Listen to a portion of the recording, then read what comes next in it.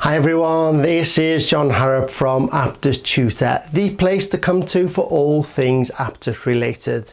In this version of Aptis for Teachers Speaking Test 2, we have some sample B2 answers and I'm going to focus on some of the vocabulary too.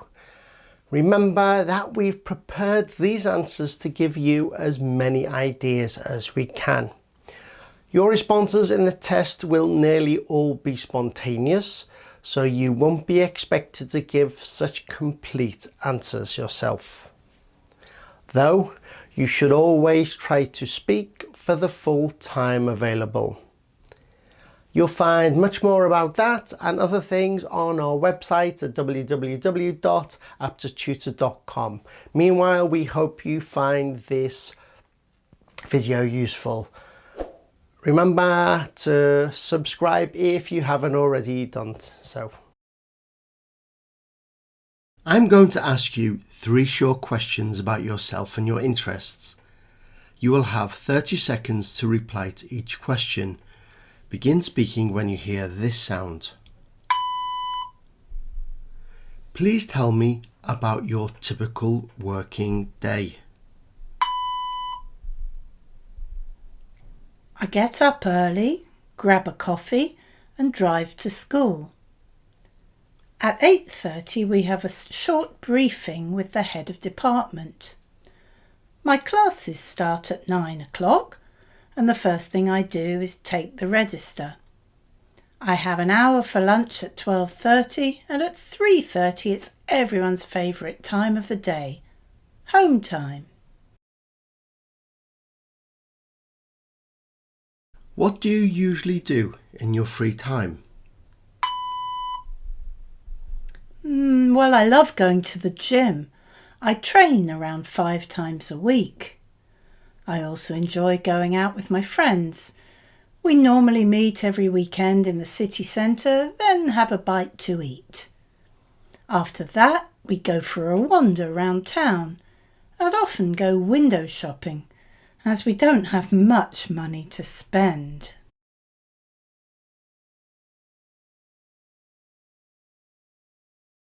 Please tell me about the last course you took. The last course I took was an Aptis preparation course in a language school in Tashkent city centre. I hadn't done a language course since university, and I felt my English was getting a little rusty. The lessons were fun and the teacher was funny.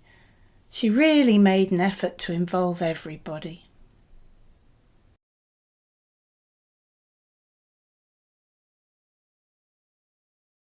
In this part, I'm going to ask you to describe what is happening in a picture. Then I will ask you 2 questions about it. You will have 45 seconds for each response. Begin speaking when you hear this sound. Describe this picture. The picture shows 3 girls who look about 12 years old.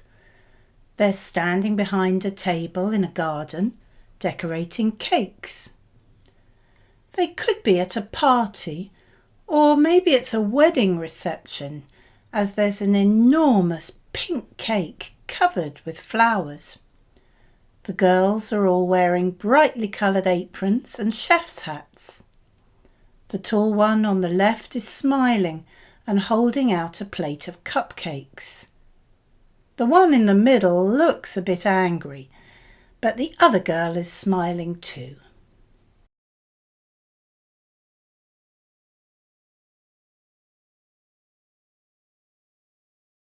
What practical or real-world skills, such as cookery, are children taught in your country?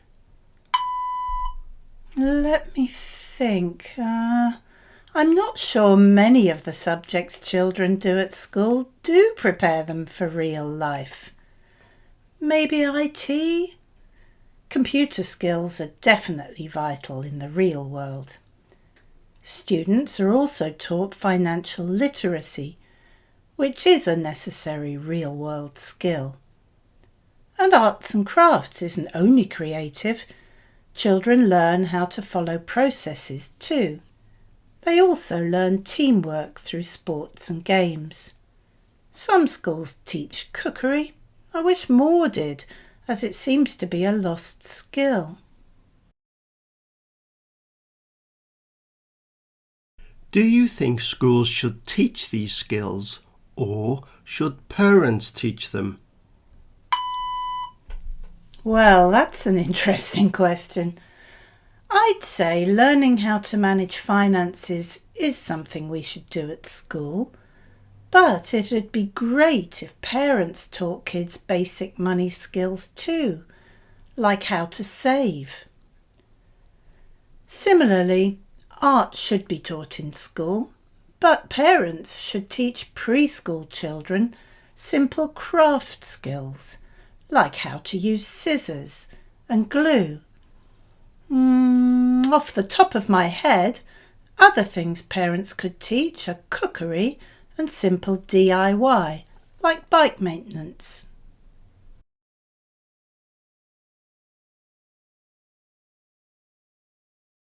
In this part, I'm going to ask you to compare two pictures, and I will then ask you two questions about them. You will have 45 seconds for each response. Begin speaking when you hear this sound. Tell me what you see in these two pictures. Well, both pictures show students on school trips doing out-of-school activities. In the first photo, a group of young teenagers are waiting to get on a coach. They've got luggage, suitcases and backpacks, so they could be going on a long trip like an exchange programme. Whereas in the second photo, the children are probably only on an excursion. They're in an art gallery. They look interested in what the guide's saying, as one of the girls has got her hand up to ask a question.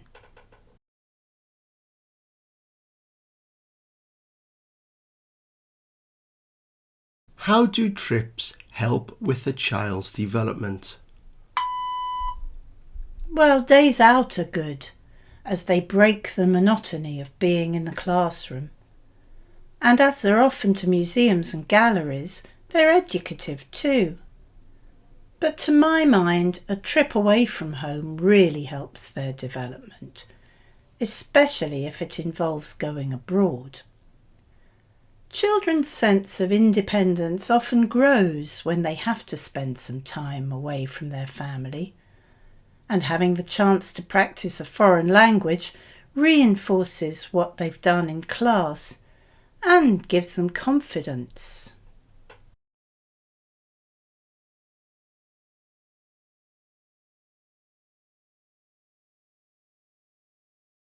What other extracurricular activities are important, and why? Well, I'd say all sporting activities are increasingly important these days, as students have far more sedentary lives than they used to, and many of them really need the exercise. Playing any active games is good, but team sports like football, basketball and netball are best, in my opinion, as students have to work together to achieve their goal. It's also important on a social level, as it often gives them the opportunity to get to know people they wouldn't normally meet.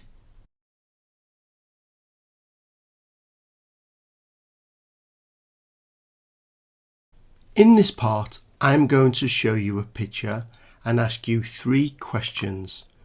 You will have 1 minute to think about your answers before you start speaking.